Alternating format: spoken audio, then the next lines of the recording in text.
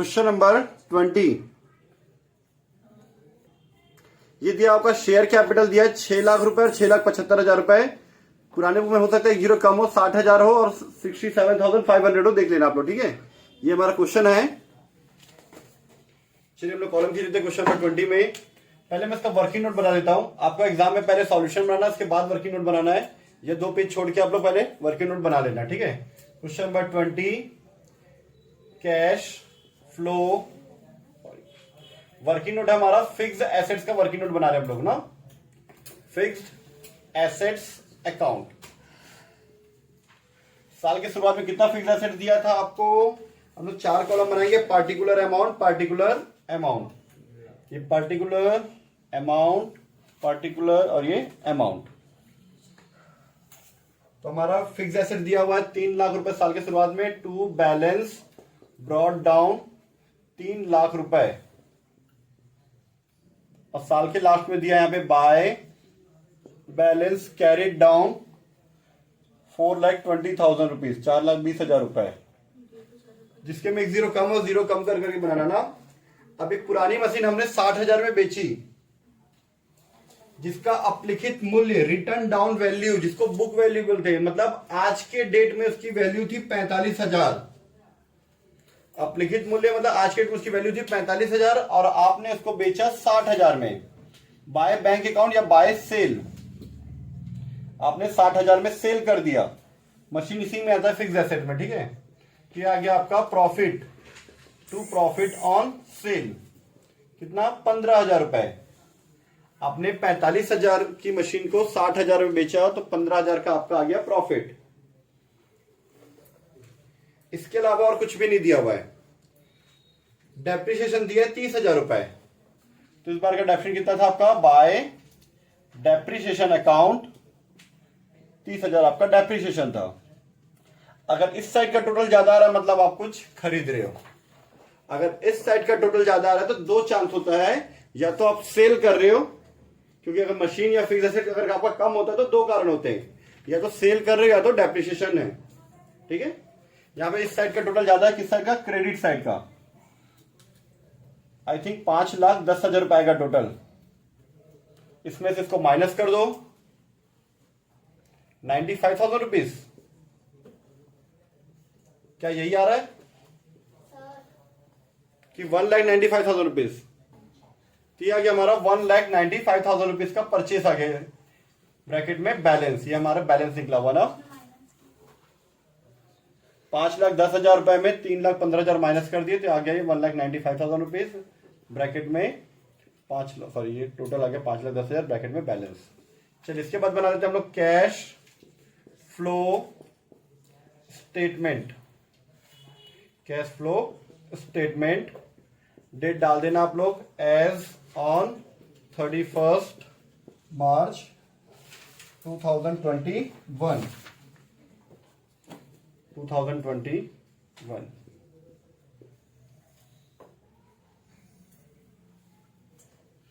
चलिए इसको नीचे कर देते हैं अब हम लोग।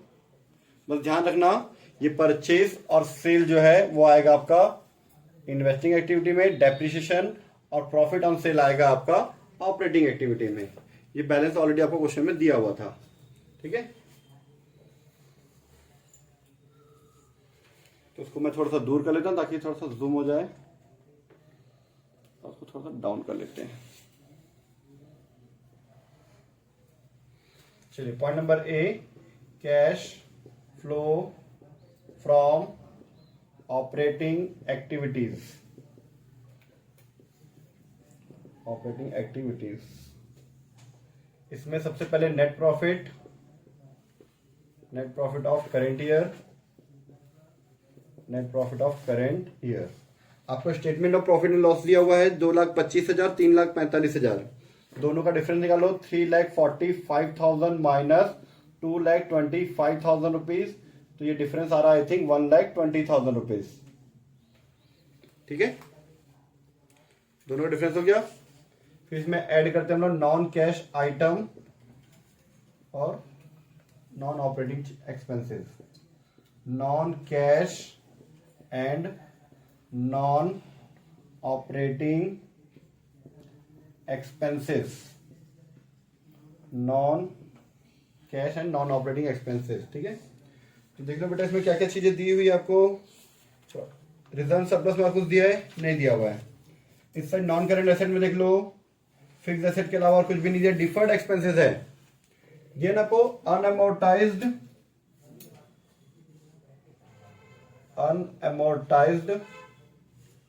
एक minute, unamortized deferred expenses written off, जैसे गुडविल रिटर्न ऑफ लिखते हैं ना, उसको भी रिटर्न ऑफ लिखते हैं। कितना बेटा? 30,000 से 15,000 हो गया तो 15,000 रुपए कम हो गया। ठीक है, इसके अलावा और कुछ नहीं दिया है तो 30,000 का डेप्रिसिएशन लगा हुआ है। Depreciation on fixed assets, depreciation on fixed assets कितना? 30,000 रुपए। क्लियर इतना? चलिए देखना बेटा, उसके बाद आपने डिविडेंड भी पेड किया है। डिविडेंड पेड कितना? 60,000 रुपए। ठीक है, देन प्रॉफिट ऑन, ये लेस में आएगा, non cash and non operating income. अब से ना हम लोग क्या करेंगे, ये जो हेडिंग है ना उसको नहीं लिखेंगे, तो इससे टेंशन नहीं रहेगा कौन सा प्लस करना है कौन सा माइनस करना है। ठीक है, profit on cell of fixed assets, 15,000 रुपए का प्रॉफिट आया था। चलिए प्लस माइनस कर लो, 1,20,000, 1,80,000, 2,10,000, 2,25,000 माइनस 15, 2,10,000। एक बार आप लोग चेक कर लेना ना प्लस माइनस। ठीक है, ये आ गया हमारा ऑपरेटिंग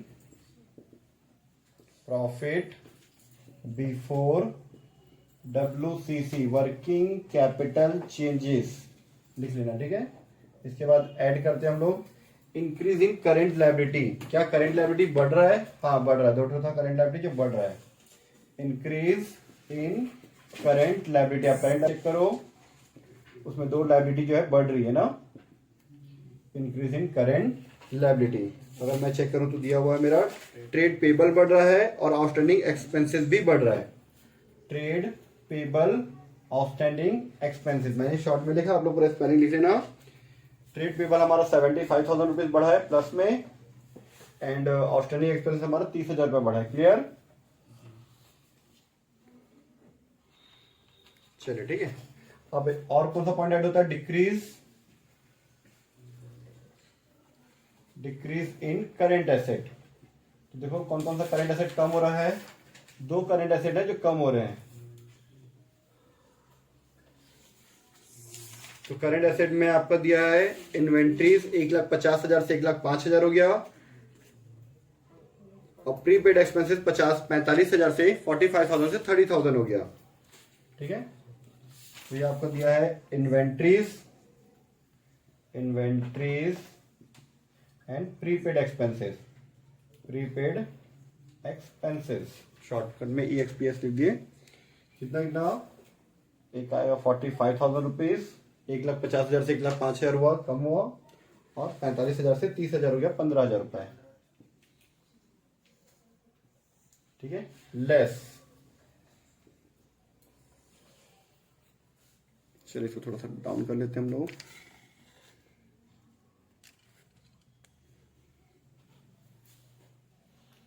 फिर आएगा हमारा डिक्रीज इन करेंट लायबिलिटीज। तो करेंट लायबिलिटी कोई कम हो रहा है क्या? Income received in advance minus में, और फिर उसके बाद हमारा है increase in current asset, increase in current assets.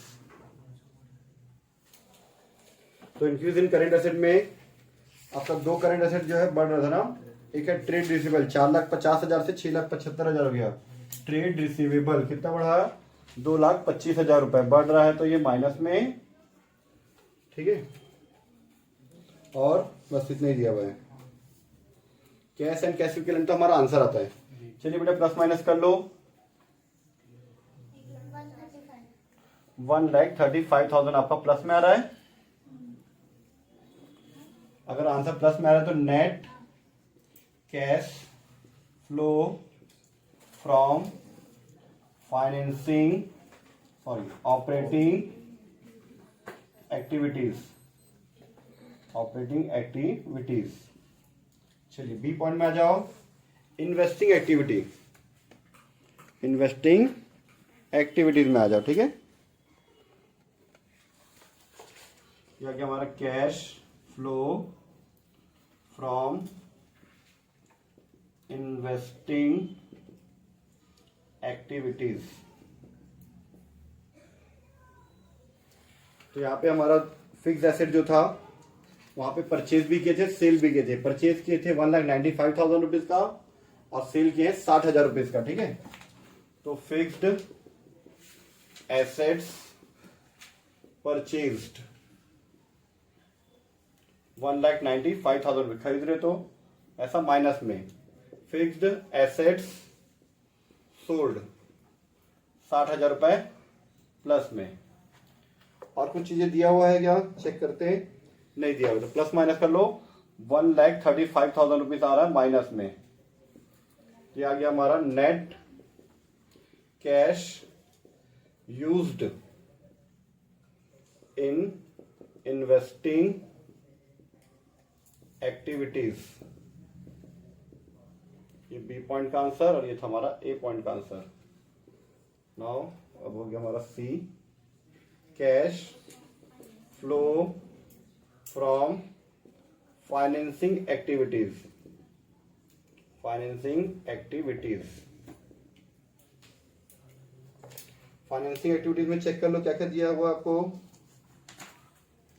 Share capital 6 lakh था, 6,75,000 हो गया, मतलब नया शेयर आपने इशू किया है। तो शेयर इशूड या शेयर कैपिटल इशूड भी लिख सकते हो आप। कितना, 75,000 रुपीज। फिर आपने डिविडेंड पे किया है। डिविडेंड पे जो किया दो जगह पे आएगा, एक बार वहां पर प्रॉफिट एंड लॉस अकाउंट में, एक बार यहां पर। ठीक है, डिविडेंड पेड कितना, 60,000 रुपए। ये कैश आया 60,000 कैश गया, 75,000 कैश आया, तो आंसर आ गया हमारा 15,000 रुपए।